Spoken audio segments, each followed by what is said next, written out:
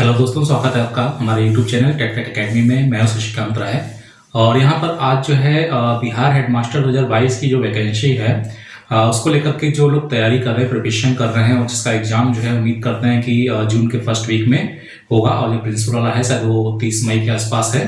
तो उसी को लेकर के यहाँ पर जो है तैयारी कराने की जो है एक कोशिश है मेरी तरफ से कि टेक फैक्ट एकेडमी के माध्यम से आप इसको जो है प्रिपेयर कर सकें। जो डीएलएड का जो पाठ्यक्रम बताया गया है उसके जो है जो कुछ यूनिट्स हैं, जितने भी यूनिट वाइज चैप्टर्स हैं, उनकी जो है सारी तैयारी आपको जो है अब इस चैनल पे जो है देखने के लिए मिलेगी और एक एक चीज आपको बताएंगे यहाँ पर।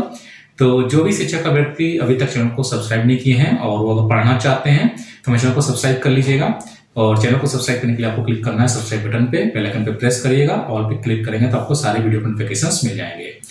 यहाँ पर जो सबसे पहली चीज है वो आपको बता दें कि बिहार हेडमास्टर 2022 का जो टारगेट क्लास है यूनिट वाइज यहाँ पे जो है चलाया जाएगा, जिसमें जो है आज का जो टॉपिक है यूनिट 1 में सबसे पहले जो है दिया हुआ है बच्चे तथा बचपन, सामाजिक सांस्कृतिक तथा ऐतिहासिक परिप्रेक्ष्य।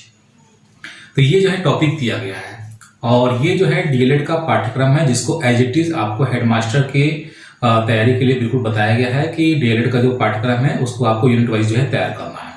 तो एनआईएस की जो वेबसाइट है वहां पर जो इसका सिलेबस दिया हुआ है, जो कोर्स मटेरियल दिया हुआ है, वहां से जो है जितने भी नोट्स हैं मैंने वहां से निकाले हैं। और ये जो पहला यूनिट का जो पहला टॉपिक जो है आपके जो सिलेबस में बताया गया है बच्चे तथा बचपन, सामाजिक सांस्कृतिक तथा ऐतिहासिक परिप्रेक्ष्य।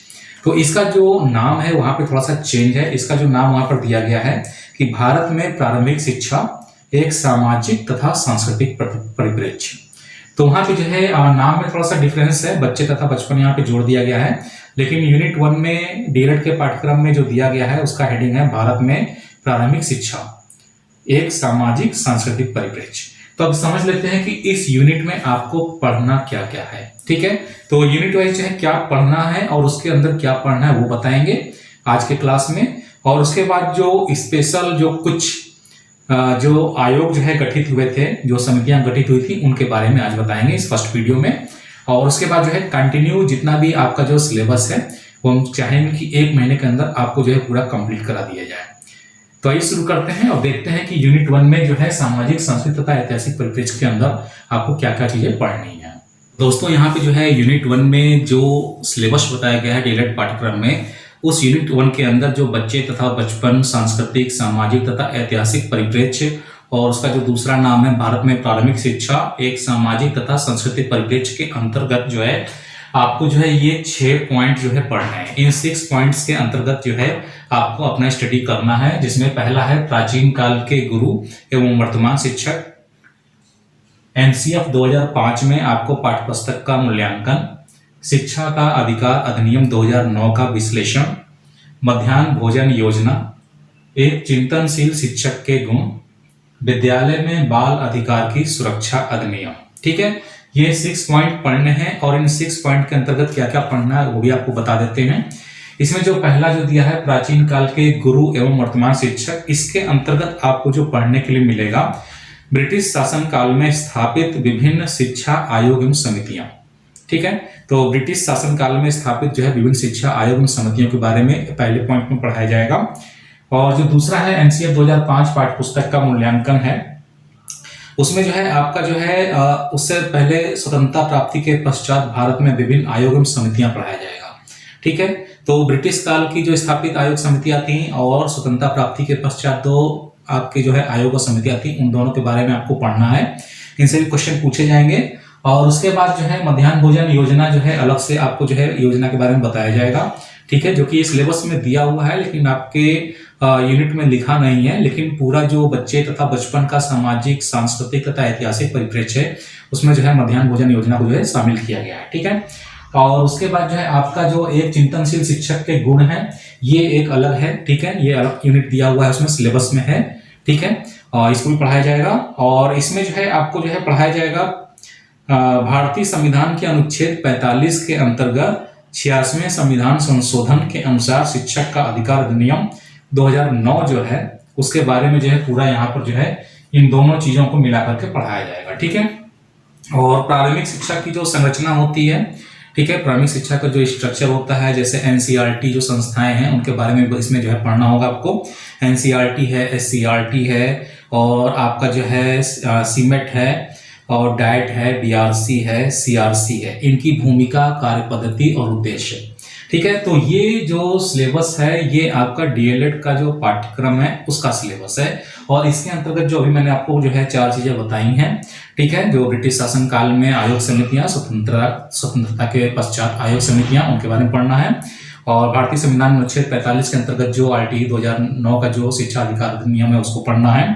और प्रारंभिक शिक्षा की जो संरचना है उसके अंतर्गत जो आपकी संस्थाएं हैं जैसे एनसीईआरटी, एससीईआरटी, डाइट, बीआरसी, इनके जो है आपकी भूमिका, कार्य पद्धति और उद्देश्यों के बारे में पढ़ना है।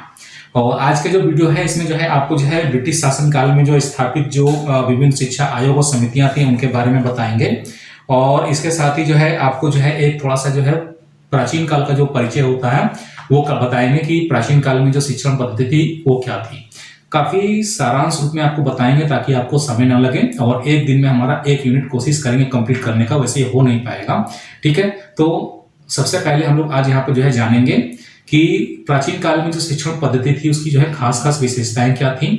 और उसके बाद हम लोग जानेंगे कि ब्रिटिश शासन काल के समय जो आयोग और समितियां थी उनके जो है संघ क्या थे, उनके नाम क्या थे, उनके उद्देश्य क्या थे, इतना ही आपको जो है फिलहाल जानकारी की जरूरत है। ठीक है, तो यहाँ पर जो है सबसे पहले प्राचीन काल की शिक्षण पद्धति की बात कर लेते हैं। तो शिक्षा का जो शुभारंभ होता था आपका वो जो है उपनयन संस्कार से होता था। आप सभी लोग जानते हैं, इसको आप लोग पढ़े भी होंगे बीएड वगैरह में, डीएलएड में, कि शिक्षा का शुभारंभ जो है प्राचीन काल में जो होता था तो उपनयन संस्कार से होता था।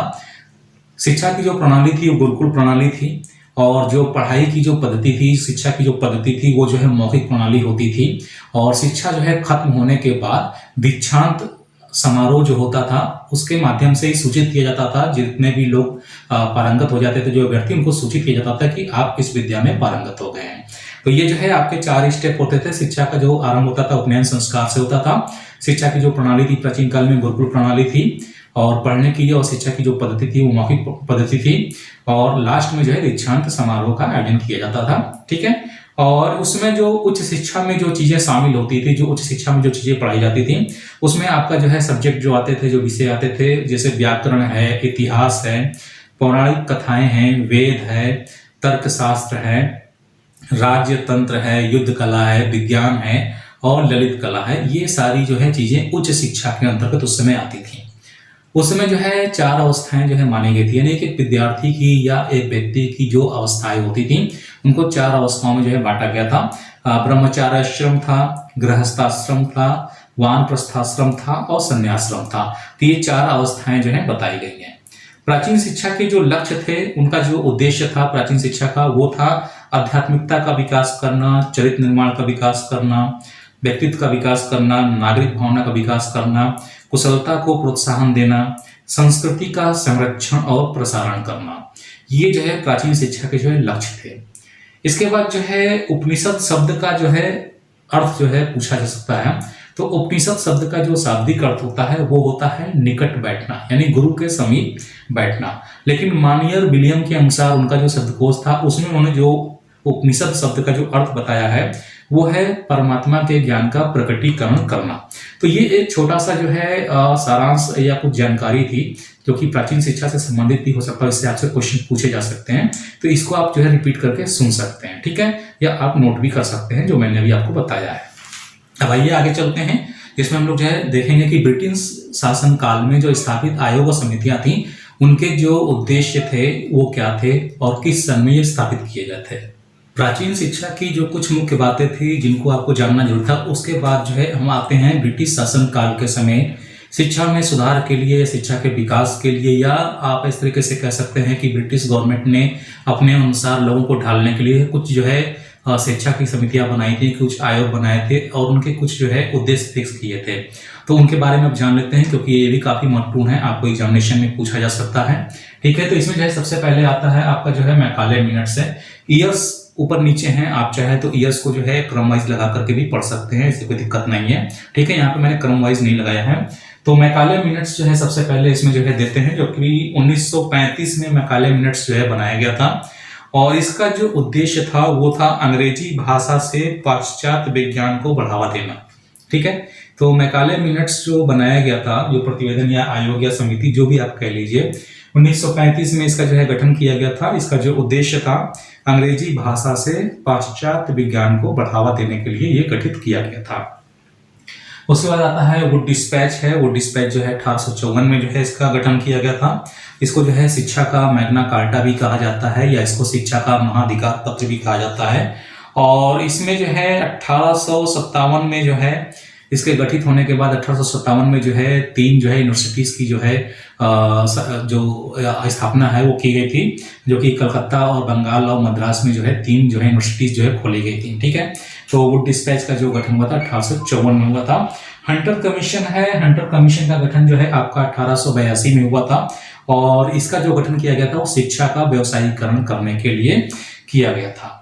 विश्वविद्यालय आयोग का जो गठन था वो 1902 में किया गया था, और इसका जो उद्देश्य था वो जो है विश्वविद्यालय अधिनियम 1904 जो है पारित करने के लिए जो है बनाया गया था। ठीक है, सैडलर आयोग है। सैडलर आयोग का जो गठन था वो 1917 में हुआ था, और उच्च शिक्षा को बढ़ावा देने के लिए, उच्च शिक्षा का मतलब था यहाँ पे हाई स्कूल और इंटर, ठीक है, उसको बढ़ावा देने के लिए सैडलर आयोग का जो है गठन किया गया था।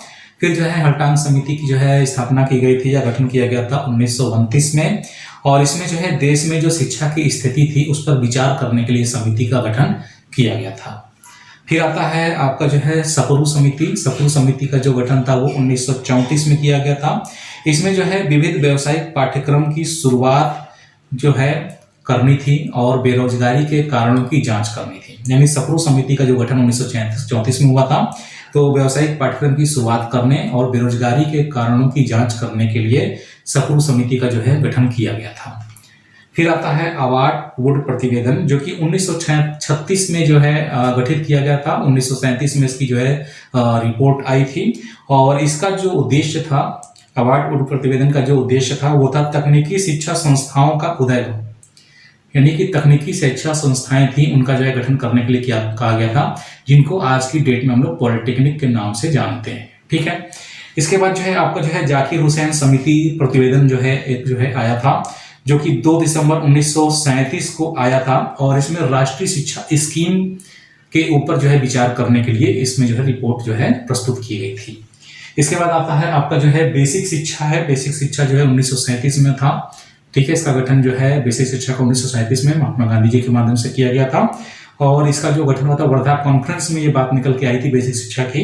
इसमें जो है 7 वर्ष तक के जो बालक थे या बालिकाएं थी उनकी निःशुल्क और अनिवार्य शिक्षा को मातृभाषा में कराने पर जो है बल दिया गया था। तो ये जो है ब्रिटिश शासन काल के समय के आयोग और समितियां थी जिनसे आपसे प्रश्न पूछे जा सकते हैं। तो नेक्स्ट वीडियो में हम लोग मिलेंगे, तो उसमें जो है पढ़ेंगे आपके स्वतंत्र भारत के समय में जो आपके आयोग और समितियां थी उनके बारे में जो है आपको बताएंगे, और इसके साथ ही जो है हम लोग बात करेंगे आरटी 2009 के बारे में, यानी शिक्षा का अधिकार अधिनियम 2009 के बारे में, और प्रारंभिक शिक्षा की जो संगठनात्मक संरचना है और सर्व शिक्षा अभियान, इसके बारे में हम लोग जो है नेक्स्ट क्लास में बात करेंगे। तो उम्मीद करते हैं कि आपको जो है वीडियो पसंद आया होगा, जानकारी अच्छी लगी होगी। तो वीडियो को जो है आप लाइक करिएगा और लोगों को शेयर करिएगा, ताकि सबको जानकारी मिल सके कि जो है यहाँ पे क्लास जो है शुरू किए गए हैं टेक्टवेक एकेडमी के माध्यम से। तो जो लोग भी उस क्लास को जो है ज्वाइन करना चाहते हैं तो सिंपल आपको चैनल को सब्सक्राइब कर लेना है। तो आज के लिए इतना ही रखते हैं, जल्दी मिलते हैं अपने नेक्स्ट वीडियो के साथ में, तब तक के लिए इजाजत दीजिए, धन्यवाद।